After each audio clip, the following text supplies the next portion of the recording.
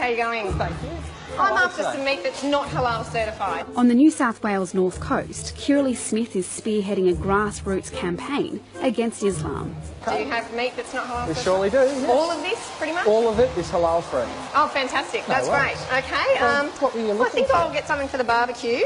My primary concern is, and why I started Halal Choices as a website about 7 years ago, was because most halal certified foods are not clearly labelled, so the consumer is paying halal fees without their knowledge or consent. Kirralie Smith's main beef with halal food is the fees associated with the certification process. She's concerned the money could be used to promote Islam. It's the certification, the fees, where they go, who is benefiting from these things, and whether consumers actually need to be a part of that process or not. Without any further ado, Mrs. Kirralie Smith, here today.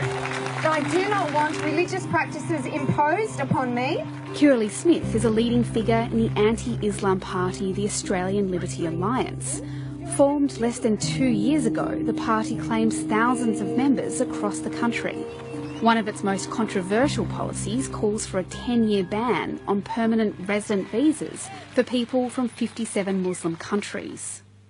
We believe that that's where there is obviously a hotbed of extremists and fundamental Islamists who come out of there. It's not going to be the totality of solving the problems of terrorism or Sharia law or any of those things, but it is certainly a good place to start.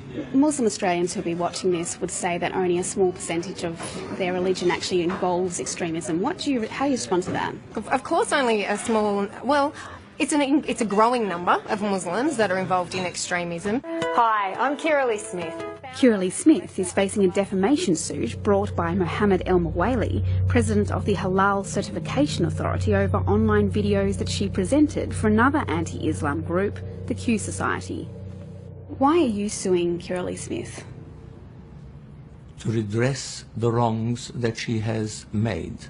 When you make false information about a person, untrue, exaggerations, then I think I have every right to sue her and to sue everybody that has supported her and paid for her video.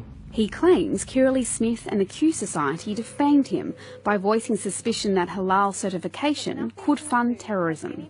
Halal certification is an industry, and it is bringing in few $1 billion. You know, last year I think it was about $13 billion. And it is a requirement by all the Muslim countries. She says halal, or the halal system, is funding Muslim mosques and education programs. Is this true? What I do with my money is my business, the same like everybody supports their own faith. So why is supporting my faith is wrong and supporting other faiths is right? What he does take issue with is the fact that she refers to instances of him being suspected of engaging with terrorist organisations. Jeremy Zimmett has been closely watching the case and says the new frontier for defamation law is online. It's important for observers to realise that there are consequences for posting publications online, whether it's on social media or review sites, and at the, I guess, extreme end of those consequences is court. I think the ones that are making division in the society are the ultra-right. Because I've lived here for 45 years, never had a problem with anyone. Kirralie Smith's opinions and political aspirations have caught the eye of conservative figures within Australian politics who will speak at a fundraiser to pay for Kirralie's court costs. I'm backing Kirralie Smith because she's raising legitimate concerns that many members of the public share around halal certification, what the money behind halal certification actually goes to. Well, I think it's very important that Australians feel free to express sincerely held opinions on matters of public interest. And I have the feeling that if Kirralie loses this action, it sort of throws a wet blanket of apprehension over public debate in Australia. You speak about people having the freedom to say what they want in Australia and it should be more open, but I understand you're actually filing for defamation against Mohammed because he called you a racist and a bigot. Is that correct? Yeah, I can't talk about the details of the court case, but there's ongoing social media posts that have been continuously defamatory of us, and we see that that's the best way to bring these issues to the public. So by calling you a racist and a bigot, how's that different from your criticisms of Islam? My criticisms of Islam are based on the fact that the Quran and the Hadiths and the other texts incite violence, incite oppression of women and gays and other minority groups, and I can back that up. He says he will back up his claims that I'm racist and a bigot, and we'll see what he can do, but I'm very confident that I'm not a racist nor a bigot. I'm simply criticising an ideology. I'm not criticising a people group or individuals. George Christensen is urging Kirralie Smith to join the Liberal ranks in Canberra.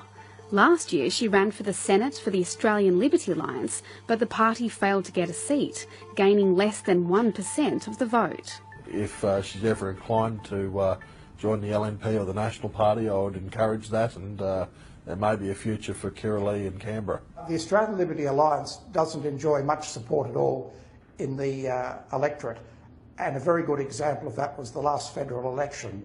Tom King has been charting the rise and fall of fringe groups like the Australian Liberty Alliance.